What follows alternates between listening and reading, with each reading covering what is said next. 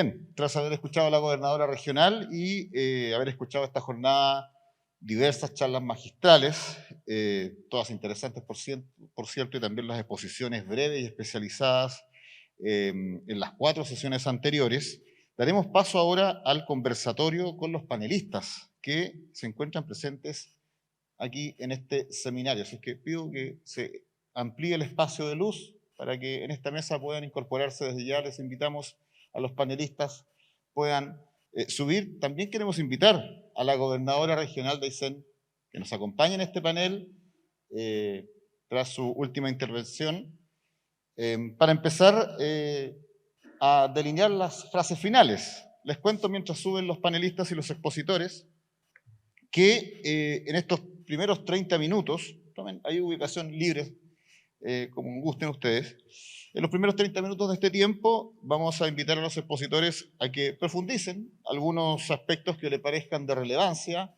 de lo que ya se ha expuesto y puedan comentarlo a la audiencia presente. Esos son los primeros 30 minutos. Luego destinaremos otros 30 minutos de preguntas que han hecho quienes están aquí presentes o estuvieron en la mañana vía este formulario que se les entregó al inicio del seminario. Y luego habrá los 30 minutos finales que los dejaremos para la síntesis de cada uno y las recomendaciones que los panelistas van a exponer brevemente. Así que iniciamos. Ustedes tienen los micrófonos frente a ustedes y les vamos a dar la palabra libre para que comiencen a dar algunas profundizaciones de lo que ustedes consideran relevantes compartir, de lo que han escuchado también de sus colegas en este seminario que se ha denominado para la planificación estratégica de recursos hídricos en Aysén, seguridad hídrica en una zona de abundancia.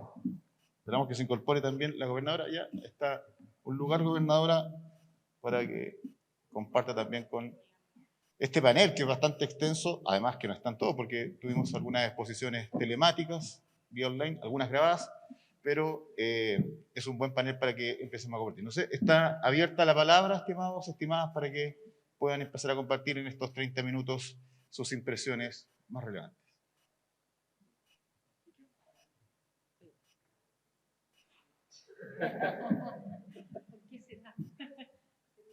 ¿Aló?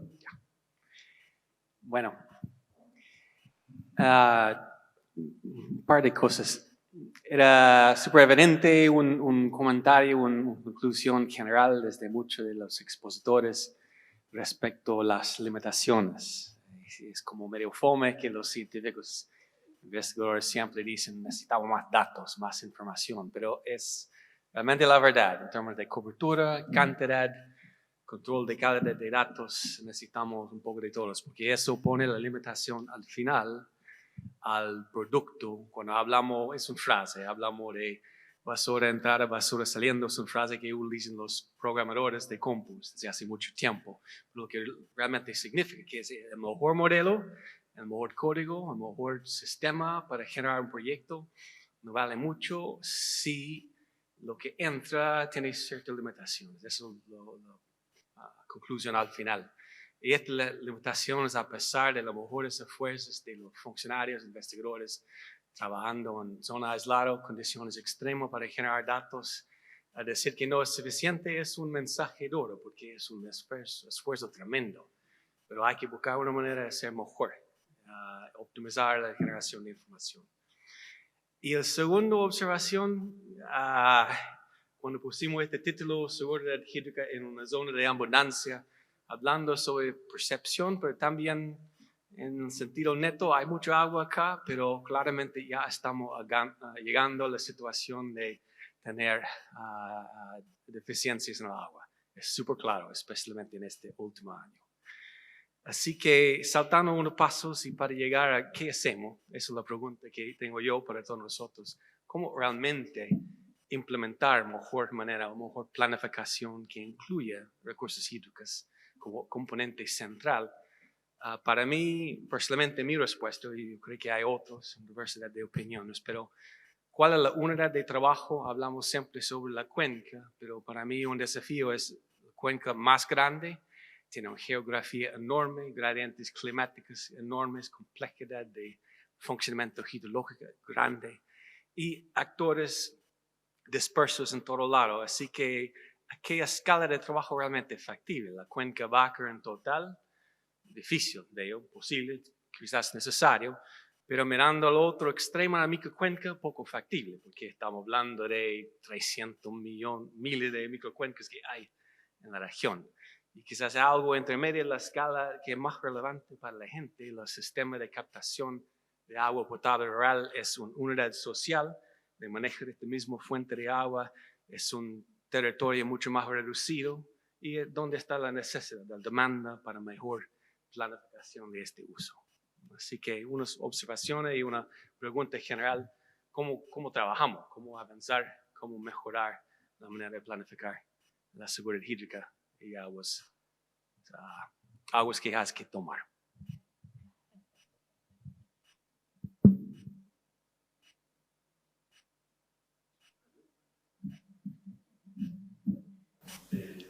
Voy a tener una actividad como un actor externo invitado. Yo vivo en Chile, soy la región total.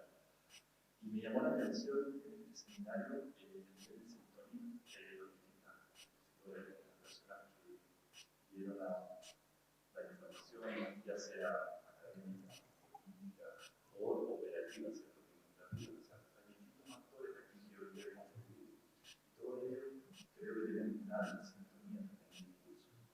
Entonces, ahora voy a responder un poco esta provocación que me hace Daniel, que hace una serie. Y a mi juicio, es súper importante priorizar la acción en unidades territoriales que sean bien precisas y que nos permitan avanzar en un modelo de gestión. Y ahí voy a volver a decir que esto viene ya creo que hay una perspectiva también de manera lo va a ver, pero también el consistencia del mismo Barón en la ciudad. Creo que debemos enfocar el trabajo en esas cuencas. Pueden ser 50, 70, 80 cuencas, es un número no menor, digamos, desde el punto de vista académico es un sueño para un hidrólogo tener 50, 80 cuencas monitoreadas, ¿cierto? Y donde se estén haciendo planes concretos de trabajo y que nos permitan, por un lado, aprender un poquito más de estos sistemas ecológicos. Ya Paulo, Brian, bueno, y la presentación que hizo Brian de Ana, ¿cierto? Nos hablaban sobre cómo funcionan los ecosistemas, ¿cierto? Los bosques, los humedales y qué sé yo, y la importancia de estos ecosistemas en la regulación hídrica. Y entonces podemos empezar a ensayar algunas prácticas que ya son bastante bien conocidas que nos permiten, por ejemplo, conservar los suelos, ¿cierto? Aplicar buenas prácticas de manejo en actividades tan importantes como son la forestal y la ganadera en esta región. Y de esa manera ir monitoreando, ¿cierto?, los cambios que van ocurriendo y que nos permita luego entonces hacer un modelo que se pueda expandir a otras cuencas. Pero creo que la priorización es fundamental, porque si no, nos vamos a volver locos con los cientos de miles de microcuencas que hay acá.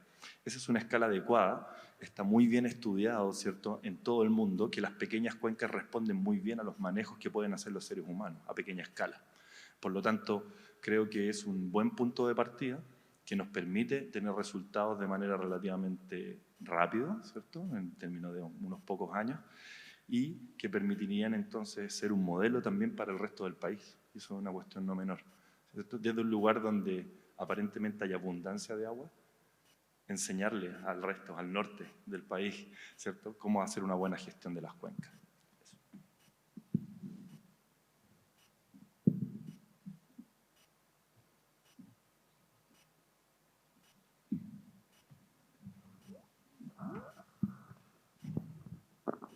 En ese sentido de gestión, después voy a hablar un poco del tema de clima y hidrología.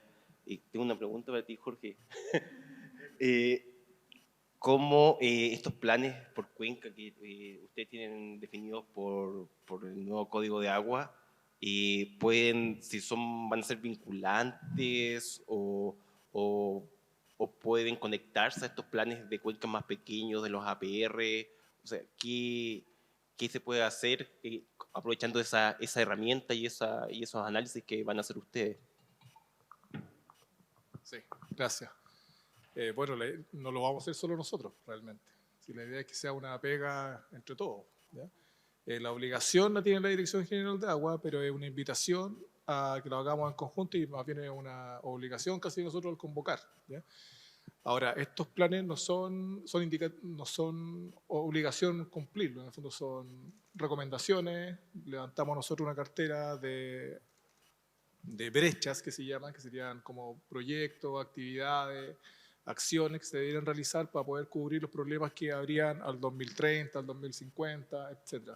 Y para eso se van a modelar escenarios y se van a discutir, que ya se están discutiendo, ya estamos a un tercio del desarrollo de estos planes dentro de este año y bueno, hay miles de problemas, hay miles de soluciones también, entonces no sé si quieren hablar de riesgo, de situaciones extremas, de saneamiento, de aprovisionamiento de agua potable, de aprovisionamiento de agua para el riego de pradera, hay muchos temas, entonces la discusión se puede extender bastante, ¿ya? No obstante, estos planes deberían tener al menos como lineamientos principales que tienen que ver con que se asegure el aprovisionamiento de agua potable para las personas. Eso debería ser como la base para entrar a trabajar, ¿ya? Desde ese punto de vista, nosotros ya lo estamos trabajando tanto en estos planes como con la unidad, con la Dirección de Obras Hidráulicas, en torno a cómo podemos ver fortalecida cada una de las captaciones de los 46 sistemas de agua potable rural.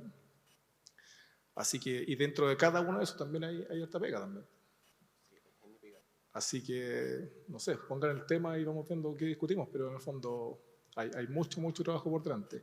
A todo esto, estos planes son indicativos, ¿ya? Y después el Ministerio del Medio Ambiente tendría que elaborar algo más grande y esto debería ser parte integrante de lo que serían los planes de gestión hídrica, ya que están definidos en la ley también, y el Ministerio del Medio Ambiente es el mandante y el que debiera ver no solo la mirada que está en este momento focalizando a través de la Dirección General de Agua, sino que también otros factores ambientales en la discusión, ¿ya?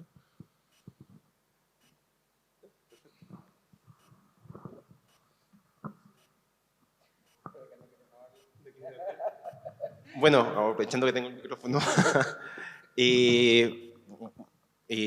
recordando las exposiciones de la mañana y lo que se habló en la tarde, bueno, algo a remarcar que se repitió bastante es que la región de Aysén no podemos ocupar un promedio, ¿ya? El promedio en la región de Aysén no funciona. Vimos que había toda una parte oriental de la región que tiene características completamente distintas a la parte occidental. Que teníamos riesgos, ahí Íñigo presentó un semáforo de riesgo, los modelos que presentó Juan Pablo también nos mostraban que esta zona oriental de la región estaba con disminuciones de precipitaciones.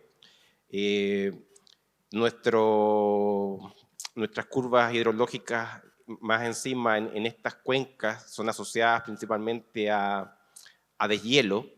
Entonces, tenemos menos precipitaciones, vamos a tener, se habló también de que íbamos a tener menos nieve, por lo tanto, íbamos a empezar con escasez hídrica o con problemas hídricos, no en el verano, sino que en primavera. Así que yo creo que eso es un poco a remarcar de las consideraciones de que el promedio en la región de Aysén no sirve y que tenemos que preocuparnos de estas zonas que pueden tener un riesgo hídrico mayor. Solo para reforzar el tema del promedio, por ejemplo, cuando tuvimos el último río atmosférico, ya, en el desarrollo del Valle Exploradores, proyectábamos las precipitaciones al inicio del valle, o sea, en la costa, al medio del valle, donde está el glaciar Exploradores más o menos, y es tranquilo, ¿ya? Al centro del Valle Exploradores teníamos del orden en un día de 120, 140 milímetros, por ejemplo, lo que evidentemente no iba a generar problemas en el sector. Se inundó el camino, hay varias lagunas que están represadas, algunas por morrena, hay algunas que están en bastante altura que representan un riesgo en sí mismo con estos eventos grandes. Y de lo que estamos acá, por ejemplo, sí o sí estamos convocados a tener un trabajo quizás más coordinado aún, ¿ya?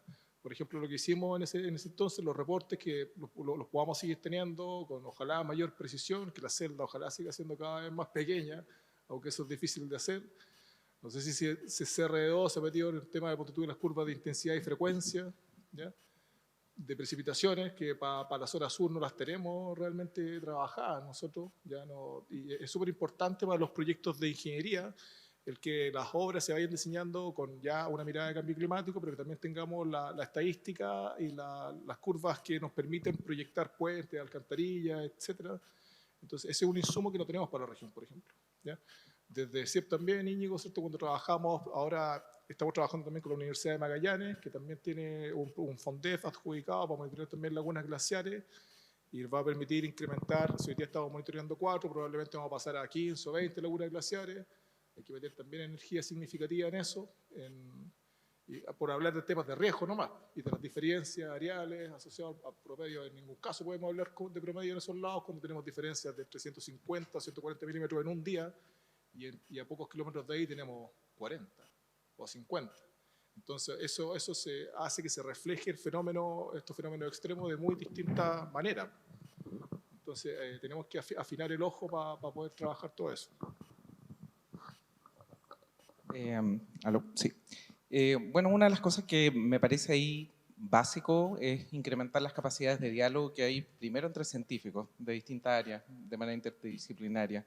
De hecho, es algo que como equipo, como laboratorio como climático, lo hemos ido haciendo con la DGA, con la ONEMI.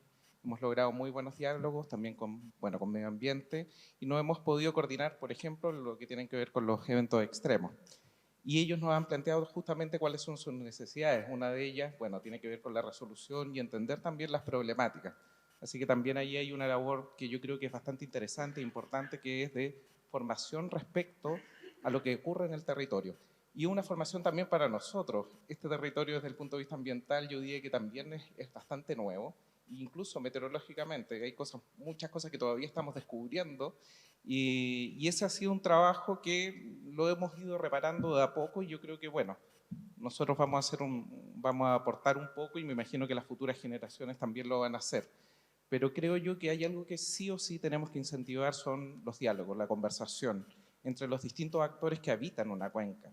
Aquí nos queremos poner de acuerdo con un recurso que en general es un recurso económico, pero también es un recurso que permite la subsistencia de las poblaciones que existen ahí.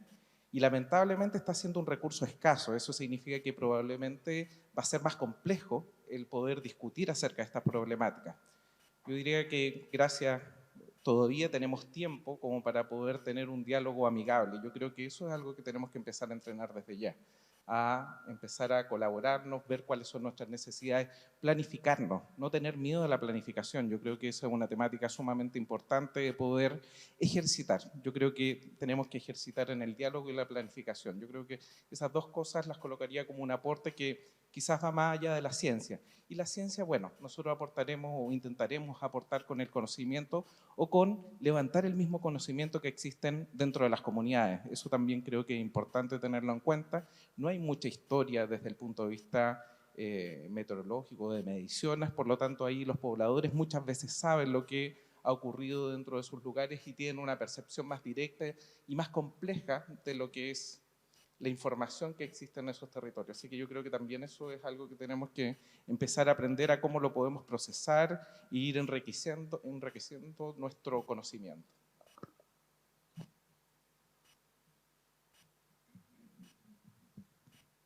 Bueno, en relación a los APR, es básico lo que tú dices, o sea, hay que es fundamental apoyar a estas organizaciones. Ahí está la gente de toda la vida. Ellos saben cómo se comportan sus aguas, saben cómo se comportan sus ríos, saben cómo se comportan sus cauces, cuándo vienen crecidas, hasta dónde están esas crecidas. Es fundamental trabajar con ellos, apoyarlos a ellos. A veces ellos me indican que, claro, se sienten medio solos, medio abandonados, tratando de trabajar y llevar y sacar su comunidad adelante. Recuerdo el año 2019, hicimos un excelente taller con el CIEP donde a cada uno de los APR le mostramos sus cuencas. Por primera vez ellos empiezan a hablar el concepto de cuenca y lo empiezan a internalizar. Brian con Ana plotearon una cuenca por cada uno de los APR. Se fueron súper contentos de ese seminario, se sacaron muchas conclusiones que hoy día incluso Brian las mostró, y yo creo que hay que seguir en esa línea, trabajando yo les hablaba, hay más de 200 personas trabajando todos los días en agua, todos los días pensando en el agua, aquí en la región. Tenemos que trabajar con otras entidades que incluso no están acá, como yo les decía antes, la CONAF, el mismo Bienes Nacionales. Hay muchos infraestructura que todavía no está regularizada de los sistemas de agua potable rural. Bienes Nacionales, las universidades que ahora están haciendo mucha investigación y que también hemos trabajado todo este año, desde el año pasado con ellos, en el proyecto que nos mostró Alejandro. Entonces, efectivamente, estos seminarios y esta interacción que se hace entre lo público, lo privado y la sinergia que se da con los investigadores, las universidades, podemos llevar adelante grandes proyectos. Creo que hay muchas cosas por hacer, hay mucha información que tenemos que entregar a las comunidades para que puedan mejorar y puedan eficientar el uso del agua.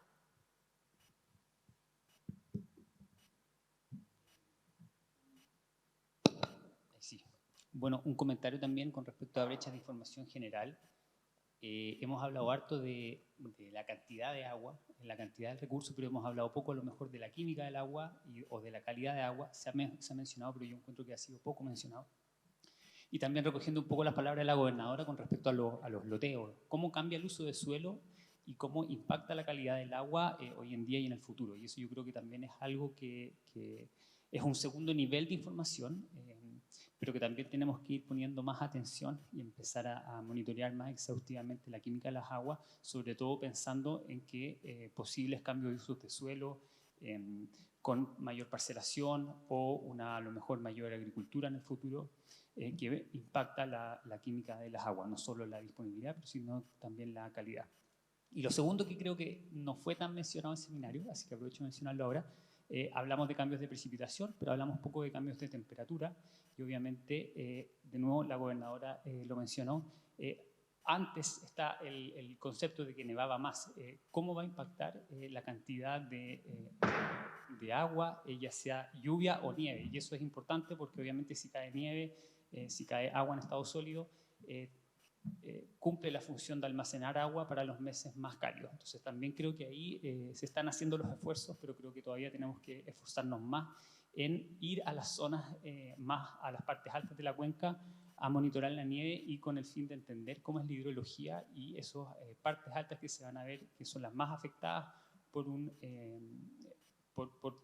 temperaturas más cálidas. Entonces, comprender la dinámica de la cuenca con el fin de tener un mayor entendimiento de cómo va a impactar eso en el futuro cuando esa precipitación no caiga líquida, no caiga sólida, sino que caiga líquida. Sí, no, y agregar algo ahí también, que un poco respecto a los estudios de cambio climático y de atribución histórica, es que la diferencia que vemos entre los modelos y lo que hemos observado en el Pacífico es que se ha mantenido relativamente frío, ¿ya? Toda la zona del Pacífico suroriental, y eso tiene un impacto directo en cómo precipita, ¿ya? En la intensidad de las precipitaciones, particularmente relacionado con la precipitación que llega con los ríos atmosféricos, ¿ya? Y lo que se espera también es que a veces esa señal de cambio que se ha mantenido fría y que tiene que ver con estas modos de variabilidad natural que yo les hablaba, ha afectado, digamos, positivamente, o sea, más bien constructivamente a la baja de frecuencia de precipitación en Chile. Pero cuando esa señal se invierte y tengamos un océano más cálido, eso va a tener un impacto muy fuerte en la intensidad de las precipitaciones. En particular, la intensidad de las precipitaciones cálidas, y eso no lo hemos visto, ¿ya? Así que creo que es el momento de ponerle un poquito más hincapié a efectivamente los estudios sobre precipitaciones extremas y su eventual respuesta frente al forzamiento antropogénico. Lo otro que quería señalar también es bueno, un poco lo hablamos en el almuerzo, el tema este que siempre estamos los científicos reclamando que faltan datos, y bueno, o sea, la visión crítica es muy importante para la ciencia y hay que tenerla siempre, pero también nos hemos dado cuenta tratando de hacer iniciativas que reúnan datos, de hacer reconstrucciones históricas, de uso del suelo, de datos meteorológicos, etcétera, es que igual la información que hay es bastante y muchas veces está escondida, ¿ya? Y también hay muchos proyectos individuales, proyectos Fundesit más chiquititos, que ponen estaciones por aquí y por allá, que miden 3 años, y ahí hay muy poca inteligencia puesta en la cooperación, ¿ya? En tener una plataforma realmente que pueda reunir toda esa información, que nos permita hoy en día también evaluar información que está disponible, información satelital de muy buena calidad, información de modelos, todo lo que le hablé hoy día en la mañana son datos que están disponibles a la comunidad, ¿ya? Y muchas veces lo que uno nota ahí en la brecha no es tanta de información. Por supuesto que hay lugares, sobre todo en Patagonia, que tienen que monitorearse, pero hay mucha información ahí que no hay un volumen de capital humano capaz de procesarla, ¿ya? Entonces ahí tenemos una brecha importante. Es como quizás poner las fichas en ciertos temas particulares orientados a la región para analizar esa información, ¿ya? Porque con eso no estamos dando basto.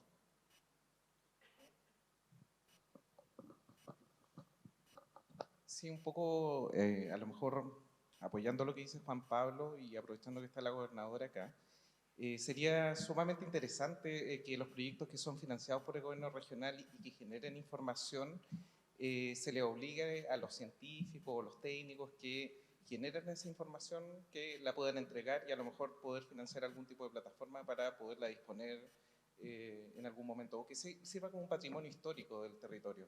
Creo que se pone mucho empeño en hacer estudios, en sacar conclusiones, pero esos datos muchas veces se pierden, quedan en los computadores de los investigadores, pasan los años, la tecnología avanza y esos datos ya no se vuelven a recuperar nunca más.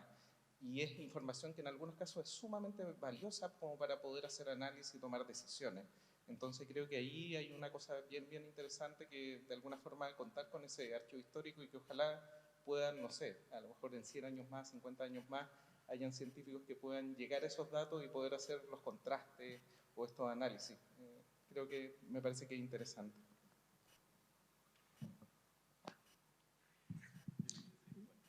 Obligarlo, pero por otro lado no es decir que no estamos completamente dispuestos a compartirlo. Es un problema siempre de tiempo, recursos humanos, una manera de hacerlo. Hay que buscar los mecanismos. Quiero tirar un poquito más del hilito que Íñigo acaba de plantear y Juan Pablo un poco ratificó el tema del cambio en el régimen de precipitaciones, ¿cierto? Porque claro, nos quedamos con esto de, bueno, los modelos ya nos dicen un poco lo que va a pasar, ¿sí? Entonces podemos anticipar que va a cambiar la proporción de nieve va a disminuir la proporción de nieve, va a aumentar la proporción de agua. La nieve se acumula sobre el suelo. El agua la podemos acumular en el suelo. Y esa es una cuestión que yo tengo una mirada muy práctica en general en la vida, basada en mi experiencia. Entonces es como, bueno, ¿y qué hacemos entonces? ¿Cómo facilitamos que esa agua infiltre en el suelo? Y para eso existen muchas prácticas, ya que también yo creo que tenemos que empezar a pensarlas un poquito más en serio. Prácticas de conservación de suelo sencillísimas y que tienen miles de años, que están archiprobadas. Por ejemplo, el Tahuantinsuyo, ¿cierto? Los incas, las zanjas de infiltración, las microterrazas, una serie de obras que se pueden hacer de muy bajo costo y que nos permiten infiltrar el agua en el suelo y que se quede en nuestro territorio. Porque si no, lo que va a ocurrir es que, claro, va a empezar a llover de manera más líquida y esa agua se va a ir directo a nuestros cursos de agua, ¿cierto? Y luego al mar, donde cumple otras funciones, lo sabemos, no vamos a entrar en esa discusión de que el agua se pierde en el mar, ¿no?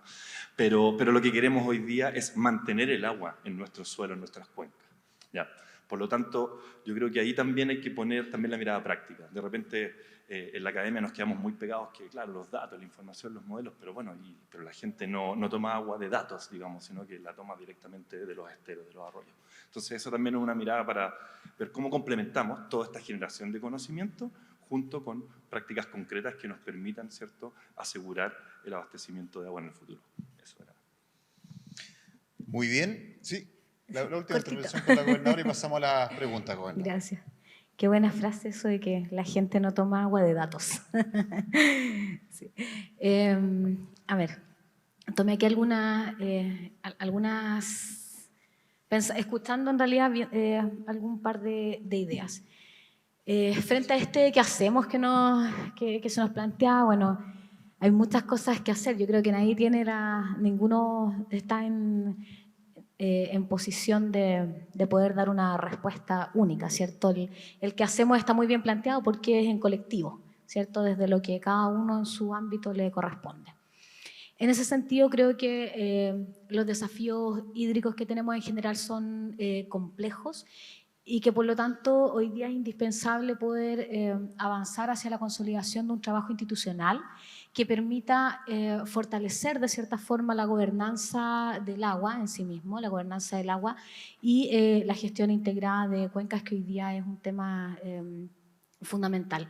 Creo que cuando vamos avanzando en estos distintos enfoques desde donde se mira los conceptos como por ejemplo la transición hídrica justa, es fundamental en el sentido de que debe necesariamente incorporar a todos quienes estamos vinculados con el recurso, ¿sí? Sector público, privado, con derechos, sin derechos, comunidades, o sea, en el amplio espectro.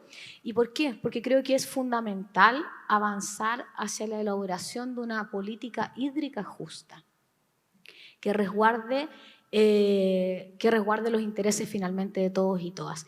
En ese sentido, creo que a partir de estas gobernanzas, que creo que en el Consejo de Cuenca es un buen espacio, se puede, por ejemplo, pensar en tener hojas de ruta en el corto plazo, en el mediano plazo, en el largo plazo, con cosas muy concretas que finalmente nos lleven a enfrentar los riesgos, a gestionar los riesgos, a ser capaz de prever, a no actuar siempre de manera reactiva, sino que poder efectivamente enfrentar esto de mejor manera para evitar cómo llegamos, por ejemplo, a los estados de racionamiento de agua, ¿cierto? El impacto que hay yo insisto, para la agricultura familiar campesina, que en nuestra región es de un alto impacto, cómo resguardamos que la producción siga siendo sostenible, cómo en todo esto seguimos preservando el ecosistema. Entonces, creo que es necesario avanzar en una política finalmente que pueda otorgar un marco, una nueva institucionalidad del agua, ¿sí? Necesitamos tener... el agua es algo tan relevante que hoy día, yo no tengo nada contra la DG, al contrario, creo que hacen una excelente pega, más aún en esta región. Hemos dado clases ahí de formas de hacer cosas y de cómo también, independiente de hacer servicios muy centralizados, pueden incorporar esta mirada local. Lo que hace en el ámbito de la glaciología no se hace en otro lugar del país, lo hacemos acá. Entonces, pero sí avanzar una nueva institucionalidad que sea mucho más robusta, porque es necesario responder a todo lo que se viene. Y en ese sentido, como gobierno regional, contarles también que estamos en general, la Asociación de Gobernadores y Gobernadoras Regionales, en materia de presupuesto, porque uno puede tener muy buenas ideas, ¿cierto? Pero si no tenemos las lucas para hacerlo, se nos pone súper complejo. Y cuando uno habla de plata para financiar generación de conocimiento, siempre se cuestiona, porque no se entiende que finalmente la ciencia, la única forma de llevarla adelante, entendiéndola como un bien público, y que lo que efectivamente investiguemos y lo que generemos tenga aplicación. Yo siempre le saco el sombrero al laboratorio ecoclimático del CIEP, que me parece que con una cantidad pequeña de recursos ha logrado tener un tremendo impacto en la región, y lo hemos visto, y qué bueno que se reconozca también desde otros espacios, porque uno desde esta mirada también uno muchas veces tiene que resolver, bueno, en qué canasto ponemos los huevos, y creo que hay muy buenas decisiones que hemos tomado, así que también aprovechar ahí el reconocimiento correspondiente, porque desde un proyecto salir, es que es muy, como nace, tiene que ver con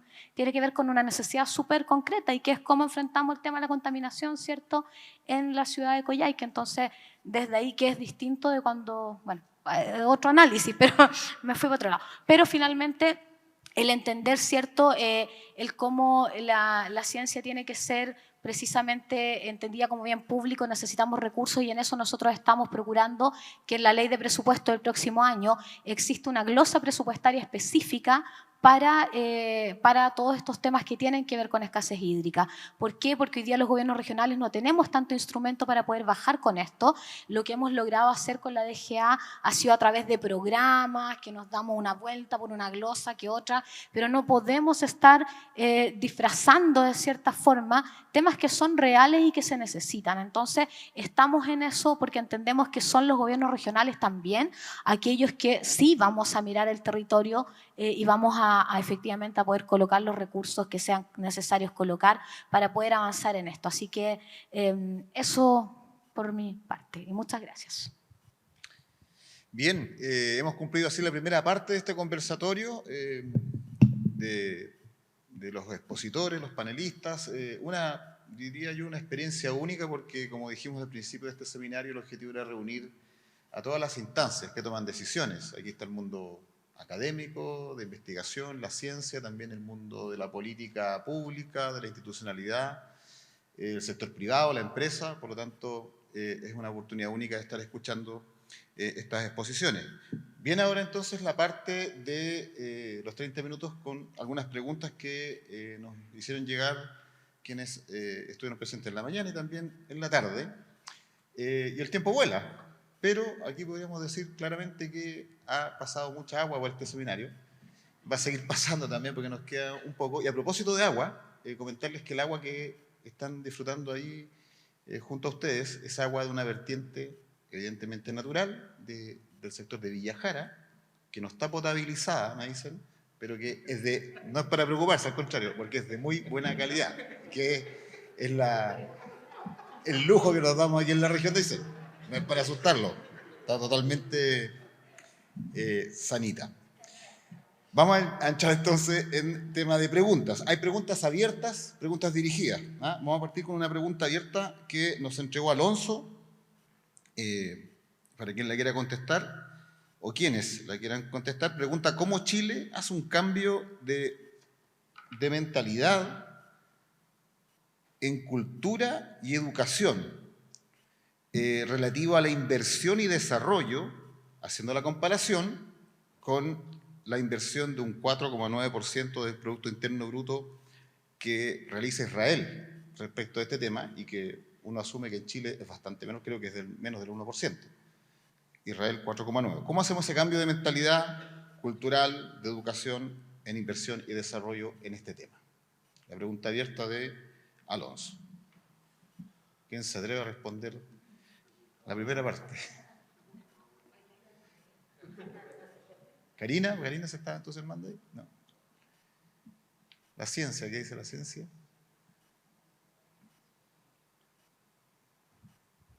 Acá. Gobernadora. Sí, no, como recién solté el micrófono no lo quería tomar, pero claro, la respuesta ahí está muy vinculada al ámbito político. Efectivamente, hoy día, delante en la intervención que me correspondió realizar, mencionaba, por ejemplo, el proceso constituyente que estamos viviendo hoy día como país. Si nosotros tenemos una constitución que garantiza efectivamente el derecho al agua como, para todos sus usos, digamos, pero si es un bien público resguardado, también significa que tiene por obligación que haber una inversión por parte del Estado en aquellas materias. Entonces, creo que el cómo vamos avanzando en términos de las inversiones que se realizan en el marco jurídico actual que tenemos no es mucho lo que podemos hacer. Pero si logramos efectivamente generar estas modificaciones y establecer estos derechos, claramente eso obliga a que la política pública primero se especialice, pero además se materialice. Y para poder materializarla, efectivamente, eso tiene que venir acompañado de un proceso presupuestario que permita aumentar los recursos que se invierten en ello. Porque si no, hoy día estamos en esto, un poco a expensas de lo que te pueda decir un Ministerio de Hacienda cuando vamos los gobiernos regionales a decirles, ¿sabes qué? Necesitamos que exista una glosa dentro del presupuesto que permita que sea exclusivamente para poder financiar temas vinculados a la escasez hídrica. Eso. Gracias, gobernador. ¿Alguien más sobre el tema?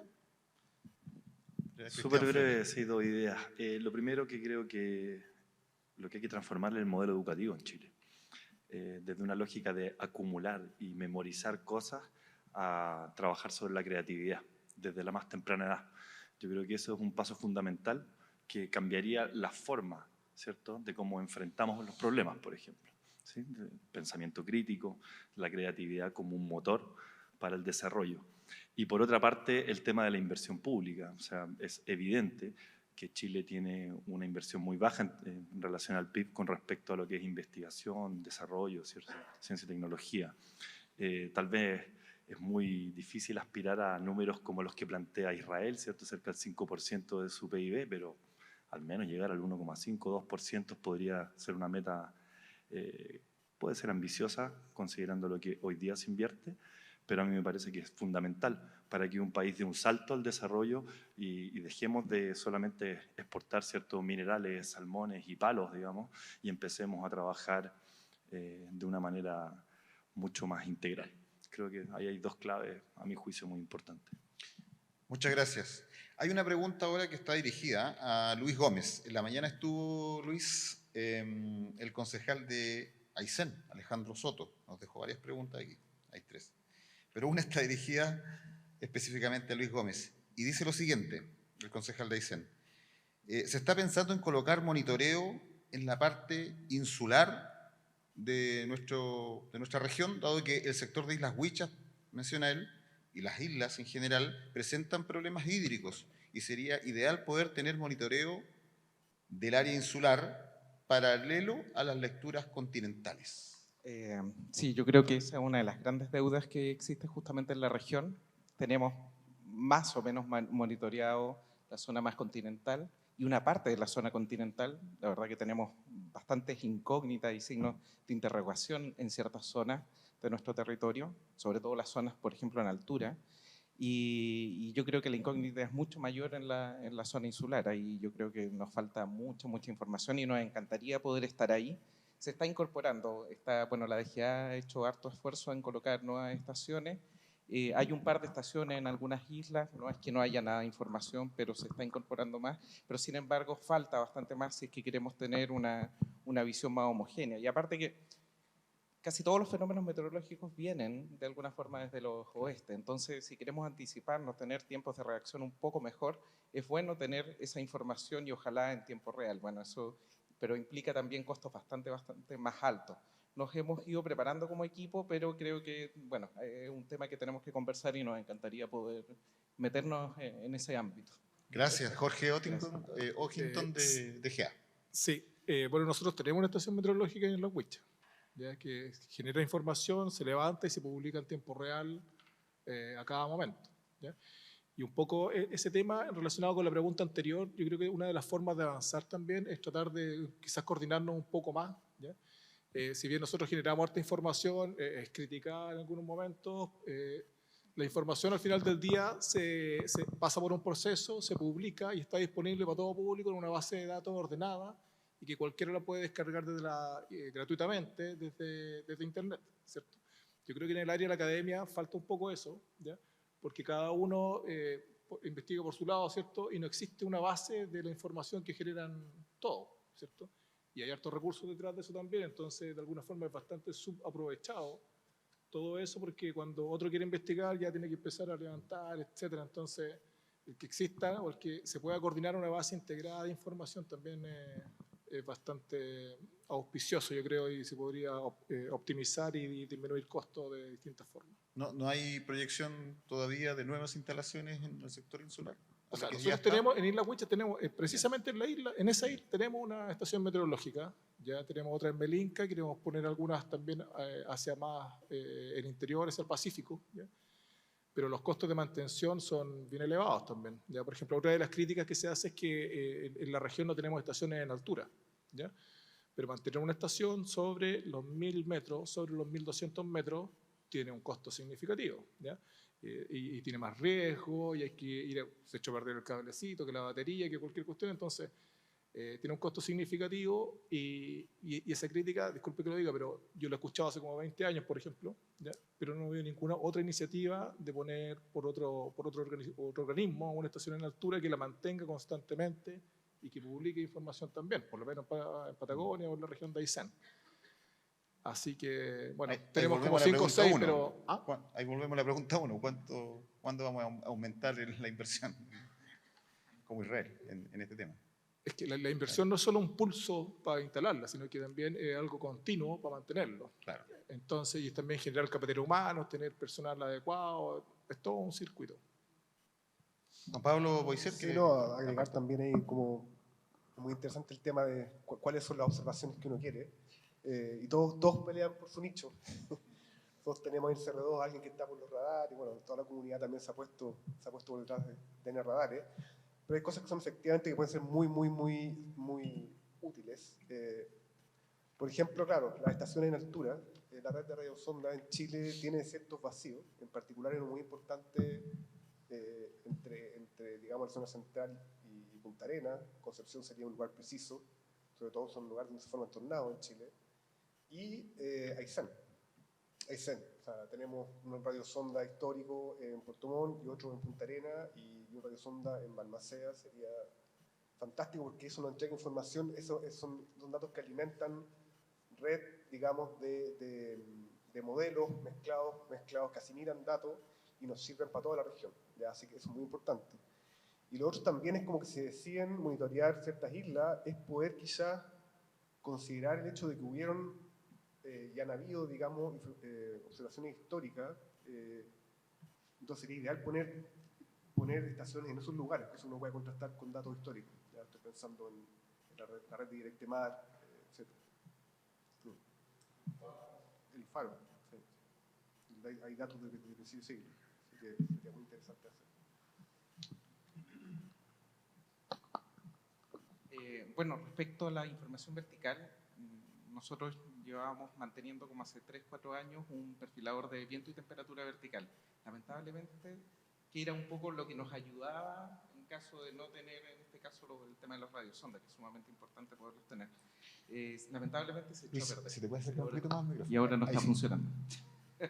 Se los comento porque, bueno, estamos en ese proceso y son equipos sumamente caros. O sea, para la región tener uno, es un lujo en realidad tener ese tipo de equipos aquí en el territorio.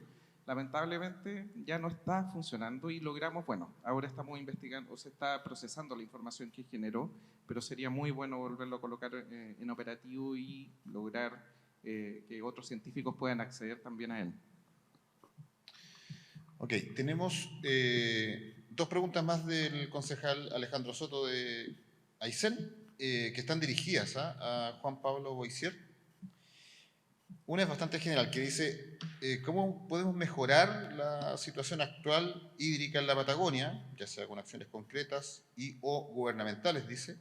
Y una segunda, que señala que en la gráfica de precipitaciones de 1920 a la fecha, si bien es difícil proyectar, ¿cuándo crees, Juan Pablo, que se puede recuperar dicho escenario que va en una tendencia a la baja? Plantea el concejal Soto. Bueno, la parte de gobernanza yo creo que quizá era dirigida a otra persona. Puedo hablar un poquito más sobre la tendencia histórica de lo que se espera para el futuro. No de mucho, sí lo comenté en oral, pero son bien particulares, digamos, las señales de cambio y sobre todo el ciclo estacional de las señales de cambio que se observan en el sur, ¿ya? Y le pegan muy bien a lo que uno espera precisamente por el forzamiento antropogénico histórico y lo que se espera para el futuro, ¿ya? Como les contaba, la parte de la reducción del ozono estratosférico ha tenido un impacto muy importante en verano y digamos que el agujero de ozono llegó a su máximo, la máxima perturbación llegó más o menos en la década pasada, ¿ya? Es un máximo relativo, y ya hay claras señales a la baja, ¿ya? Eso no quiere decir que se haya recuperado, uno piensa que el problema se acabó, pero no, o sea, llegamos a un máximo y ahora se está empezando a recuperar el ozono. Hay un efecto, hay una cierta acoplamiento con los gases de efecto invernadero que hacen que también la recuperación del ozono sea un poquito más lenta, pero esa recuperación debería llegar a niveles normales en algo así como fines de siglo, ¿ya? Eso quiere decir de que la señal de reducción de precipitaciones estivales por concepto de ozono estratosférico debería revertirse, ¿ya?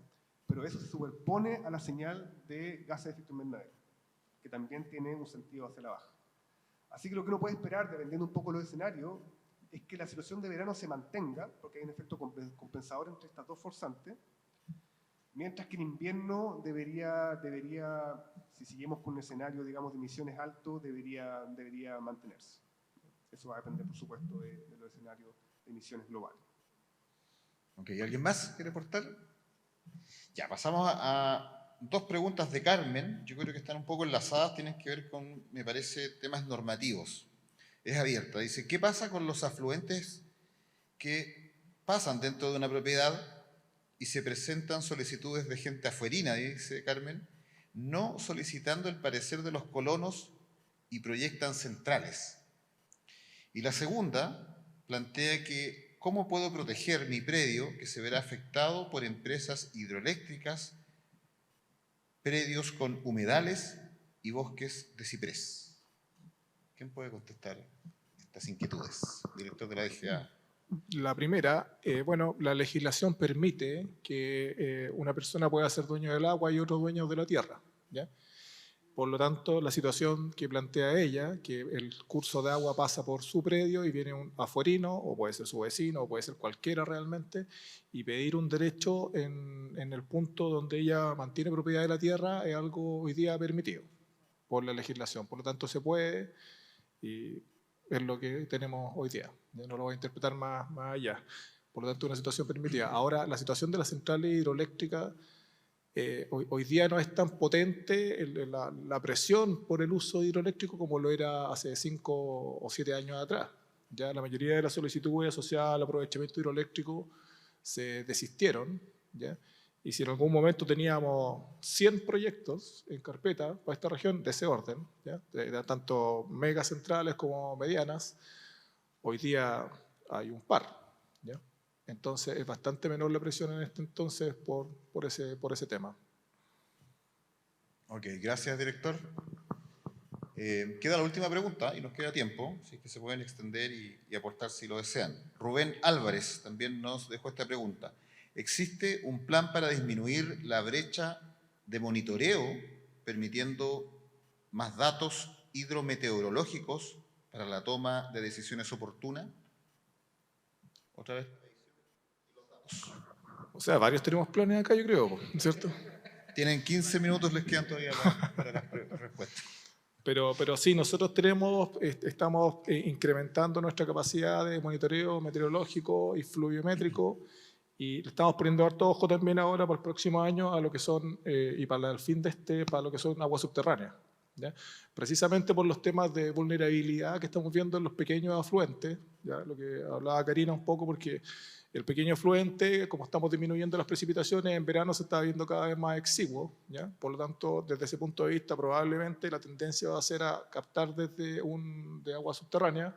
Por otro lado, también, y también lo decía Karina, se están incrementando los usos aguas arriba de las captaciones. Por lo tanto, también es cada vez más probable que exista algún tipo de vertido o algo que haga que el agua no sea tan fácil de solamente filtrar y clorar, ya, para poder tomarla, ¿ya? Entonces también hay un punto de vulnerabilidad ahí, y hay otro que también de repente se nos olvida porque son episodios que pasan cada una periodicidad mayor, que estamos en una región que tiene varios volcanes activos también, ¿ya? En el caso que tengamos una erupción volcánica, las cenizas, por supuesto que afectan todas las captaciones superficiales, y ahí cobran mucha importancia las captaciones subterráneas. Por lo tanto, tener una captación subterránea para una ciudad también es un punto de seguridad en torno a eso, ¿ya? Por eso estamos destinando significativos recursos a conocer bien el comportamiento o qué tan grandes son los acuíferos, qué capacidades tienen, y los vamos a empezar a monitorear también si así lo podemos hacer dentro de los próximos meses. Ok. Brian. Sí, para agregar eso, hace 10 años no había casi ningún monitoreo en la zona periglacial, ahora está más dedicado en eso. Y otro avance en nuestra colaboración informal en el monitoreo de lagos, que estamos llevando a cabo desde hace años con pocos recursos. Así que sin duda estamos avanzando, pero la pregunta clave es el plan para hacer eso. Yo creo que un contexto para pensar en eso son los mismos planes de estrategia de recursos hídricos, viene lo que viene, pero debería contener, creo yo, un autoanálisis de dónde están las brechas, específicamente si este plan tiene ciertas metas, objetivos, qué faltamos específicamente en esta cuenca para poder lograrlo y montarlo. Ese debe ser un capítulo, componente fuerte en este plan, espero. ¿Alguna otra parte? Nos queda tiempo todavía en este espacio. Sí, aprovechando. ¿Aló? Sí, ahí. Sí, yo creo que el tema de poder administrar los datos que tengan que ver con el agua sería algo sumamente importante. Hemos tratado de hacer ese esfuerzo como equipo, la verdad que no hemos logrado tener toda la información y poder ponerla a disposición, porque no es una información para nosotros. Nosotros nos interesan científicamente algunos datos, pero el resto ojalá se pueda disponer para el resto, para otros investigadores. Eso lamentablemente no ha sido posible, a lo mejor hay que ahincar más los dientes ahí o tener un servicio permanente que esté de alguna forma administrando o gestionando esa información para que pueda tanto llegar como colocarla en línea y hacer las revisiones que correspondan para poder tener ojalá una base de datos lo más confiable o por lo menos que te entregue las categorías. Yo creo que eso sería bastante importante porque eso nos va a ayudar justamente a poder desarrollar mejores políticas públicas al respecto. Entonces, creo yo que eso sería una instancia importante y pensando que se tiene que mantener en el tiempo. O sea, esto no debería depender de un solo proyecto, sino que debería ser de alguna forma de algún organismo, alguna entidad que disponga de recursos permanentes. Aquí estamos hablando también de tecnología que tiene que haber detrás, base de datos, sistema de captación de datos, de transmisión de la información, de mantenimiento, de visitas a las estaciones, de revisión de calidad, de análisis de datos. O sea, estamos hablando de un conjunto importante de personas que tienen que estar trabajando y que en este momento no existe. Yo creo que ahí hay un nicho sumamente importante en el cual se tiene que analizar y se tiene que hacer de manera bastante seria.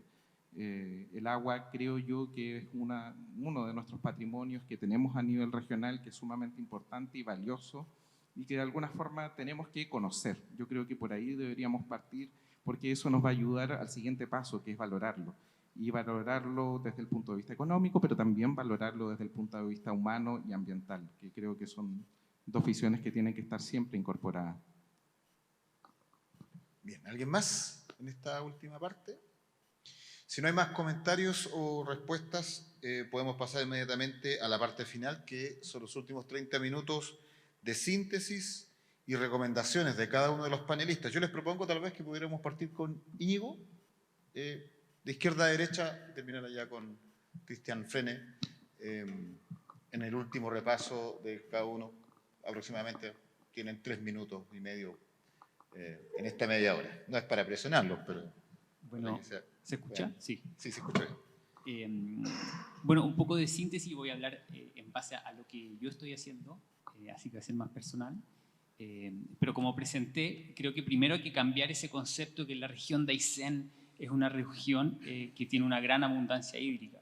Creo que el promedio de la región de Aysén tiene una gran abundancia es un mal indicador porque no se distribuye igual a lo largo del territorio.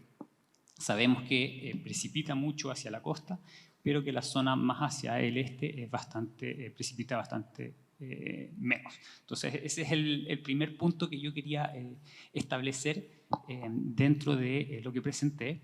El segundo punto que traté de establecer es que estamos, o es posible que estamos bajo una tendencia donde estamos antropizando, estamos urbanizando o extendiendo las zonas rurales en las zonas justamente que tienen menos disponibilidad hídrica del territorio. Entonces ahí es algo para que nos sentemos a la mesa como lo estamos haciendo y nos pongamos de acuerdo, pongamos la evidencia científica, pero también pensemos y generemos cómo podemos planificar de mejor forma el territorio, dado lo que estamos observando hoy en día, que existe un mayor grado de antropización justamente hacia las zonas con menor disponibilidad hídrica.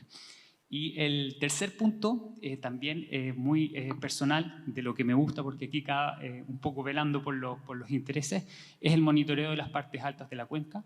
Existe una brecha, una falta de datos en la zona alta, donde cae precipitación sólida, donde cae nieve. Eso se va a ver afectado en los futuros años, entonces necesitamos mejorar la comprensión de qué es lo que está pasando en las partes altas de la cuenca, necesitamos cuantificar eso, necesitamos entender cómo funcionan los ecosistemas que hoy en día están con nieve y que posiblemente en el futuro no va a haber la nieve o va a haber una menor cobertura de nieve. Esos son los 3 puntos. Gracias. Muchas gracias, Íñigo Gómez. Me gustaría, bueno, en el caso de Aysén, tenemos una abundancia relativamente importante de agua, o sea, la vemos. Entonces, lamentablemente cuesta valorar lo que uno lo tiene a diario, está muy cerca. En general uno empieza a valorarlo cuando empieza a haber escasez, cuando se te acaba el pozo, cuando ya no tienes acceso a ella. Lo que propongo es que, como política, como sociedad, empecemos a transformar nuestras ciudades, principalmente donde habita mayor cantidad de gente, con una mirada más amigable hacia lo que son sus cuerpos de agua. En general, y lamentablemente, muchos de nuestros cuerpos de agua son receptáculos de basura. Ahí muchas veces incluso llevamos nuestras aguas servidas a esos lugares. Hay muy poco lugar, incluso Coyhaique tiene muy poco lugar de acceso hacia los ríos o hacia los lagos, que pueda hacer que pueda ir la familia a estar ahí. Y creo yo que eso también afecta a lo que es la conciencia de las personas y al conocimiento. Yo creo que en la medida que las comunidades empiezan a valorar y empiecen a utilizar sus cuerpos hídricos, van a también a valorarlo más y van a de alguna forma a incrementar su curiosidad por ello y van a demandar lo que nosotros hacemos, que es conocimiento de alguna forma un poco más duro. Pero primero tiene que pasar por esa motivación que tiene que tener la ciudadanía, que de alguna forma va a impulsar o va a demandar que sus autoridades también lo hagan, y eso de alguna forma va a redituar también en el conocimiento que nosotros pudiéramos generar desde la ciencia. Entonces, esa es como una reflexión que hago. Muchas gracias, Juan Pablo Boisier.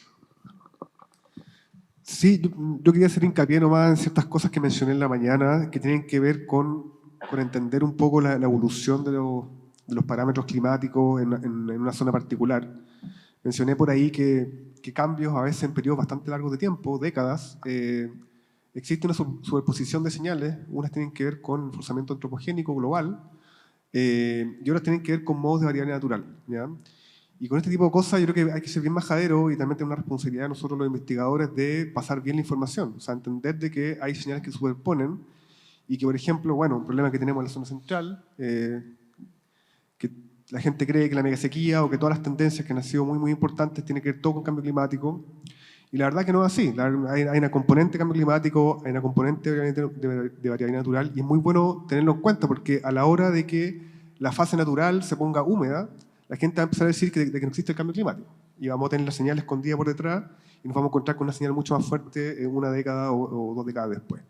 Así que ese tipo de cosas son muy importantes. Es como tratar de enfriar la cabeza a veces, bajar las banderas de lucha cuando uno habla de estos temas. Pasa mucho también con el concepto de esto de mega sequía o no sequía o es saqueo. Creo que el rol que tenemos los científicos y también los tomadores de decisión es decir cuánto es sequía y cuánto es saqueo, ¿ya? Eso. Gracias. Muchas gracias. El turno de Paulo Moreno.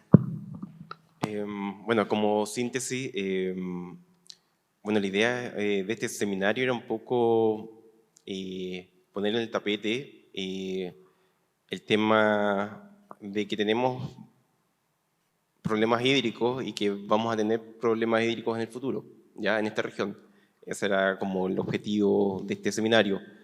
Y en el caso propio de lo que estábamos, o lo que yo estuve presentando, mencionar que la vertiente oriental, al tener o estos arroyos, al ser mucho más relacionados con deshielo, y al tener menos nieve, vamos a tener una menor conservación de esta agua, vamos a tener que preocuparnos mucho de conservar nuestras cabeceras de cuenca, vamos a tener que preocuparnos mucho de conservar nuestros humedales de altura, porque el suelo y los humedales de altura son las esponjas que nos van a permitir tener más agua a finales de primavera y comienzos de verano. O sea, hoy día deberíamos empezar a planificar nuestras acciones a nivel regional para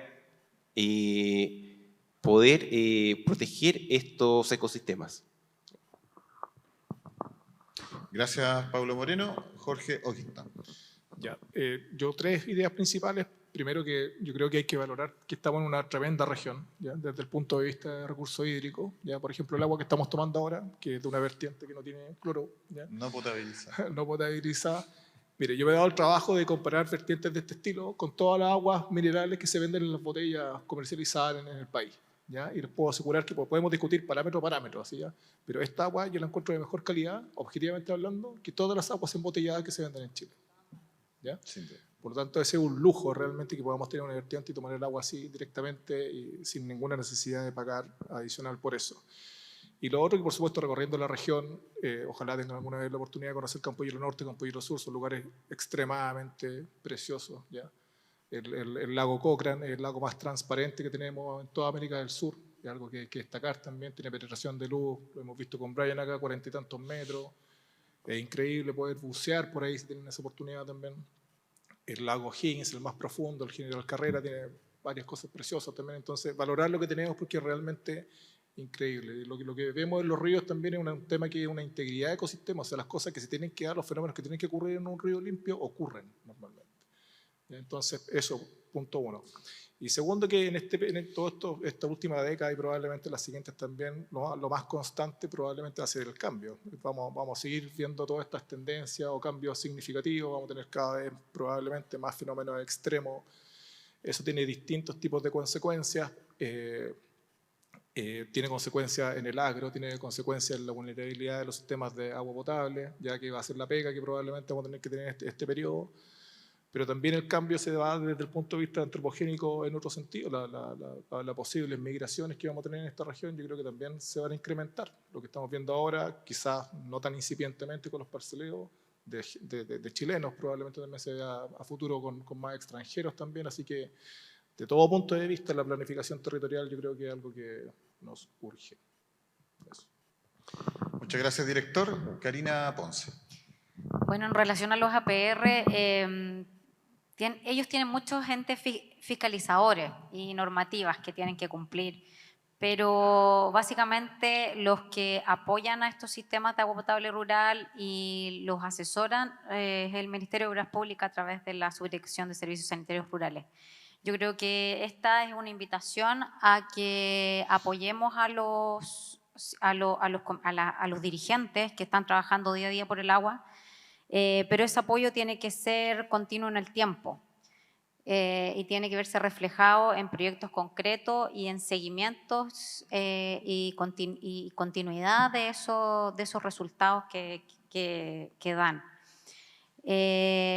Las dos temas principales que hemos hablado acá es de la cantidad y la calidad.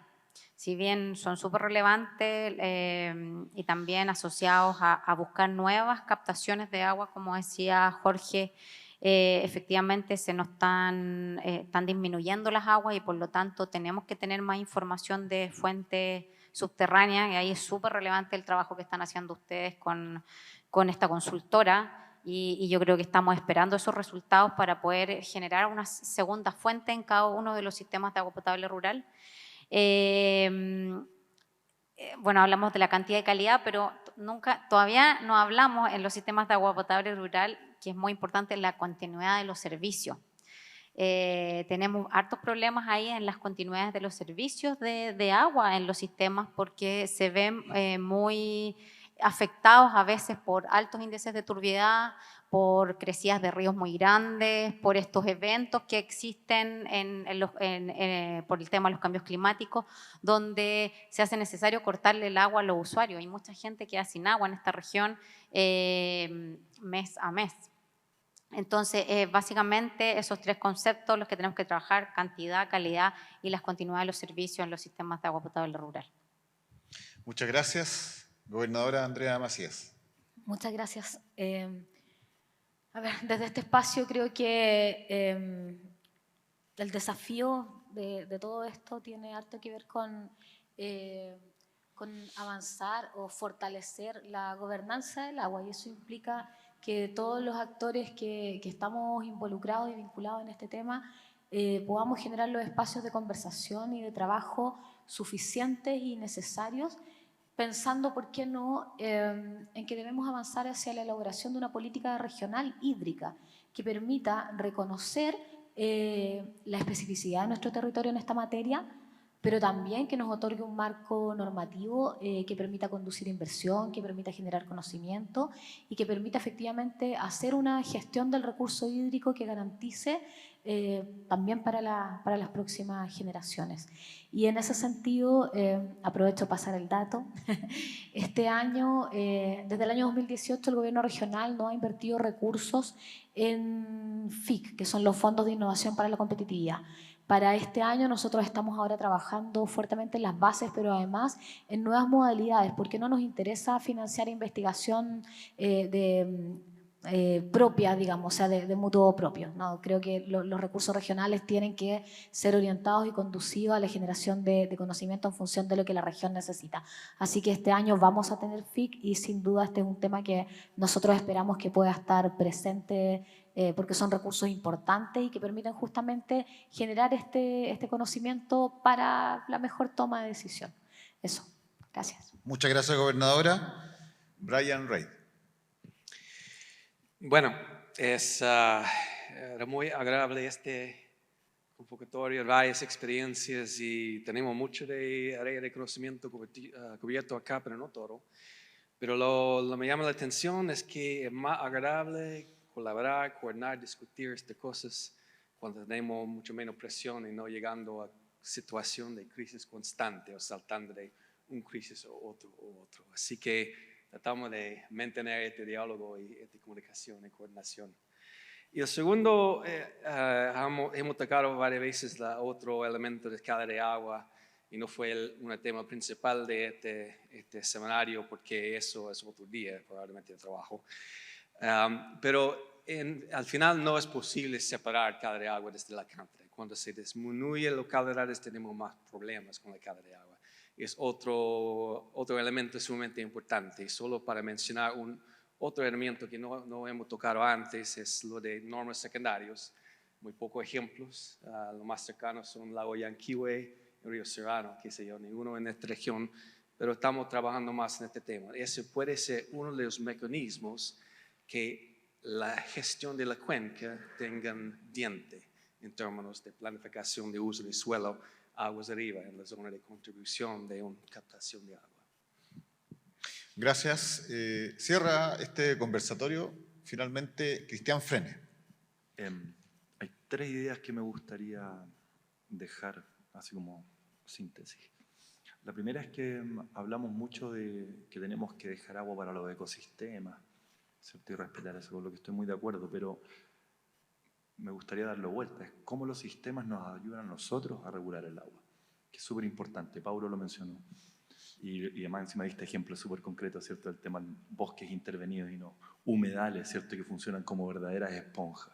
Entonces, no perder de vista la importancia de conservar, cuidar, proteger esos ecosistemas locales, que son fundamentales para mantener el ciclo hídrico y para ayudar a adaptarnos a las nuevas condiciones, a las condiciones cambiantes, ¿cierto? Que están ocurriendo y que nos han explicado también hoy día. La segunda idea es reconocer y valorar los otros conocimientos, los otros saberes. Luis, lo mencionaste muy a la pasada, yo quiero reforzar esa idea.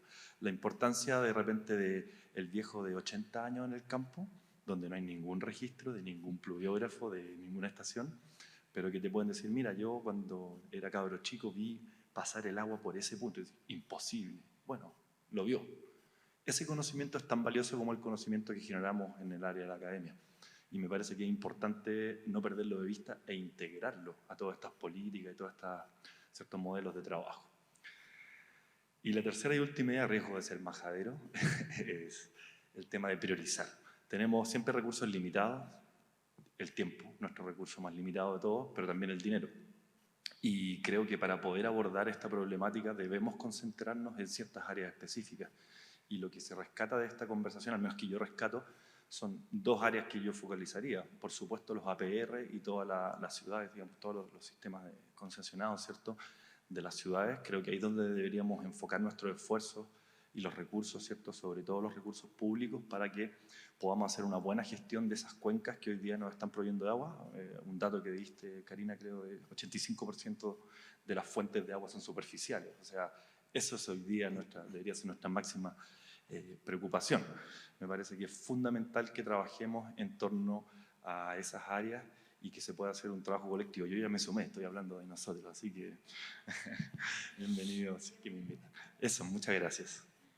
Muchas gracias, Cristian Frene. Y de esta manera estamos cerrando esta jornada y a nombre de la Corporación de Desarrollo Aysén por Aysén y del Centro de Investigación de Ecosistemas de la Patagonia, CIEP, queremos agradecer a cada uno y a cada una de los expositores, de los panelistas, de las autoridades también presentes. Creo que una forma importante agradecer el tiempo, la visión y el compartir conocimiento. Un aplauso, ¿no?, para quienes están aquí arriba y se han dado esa misión.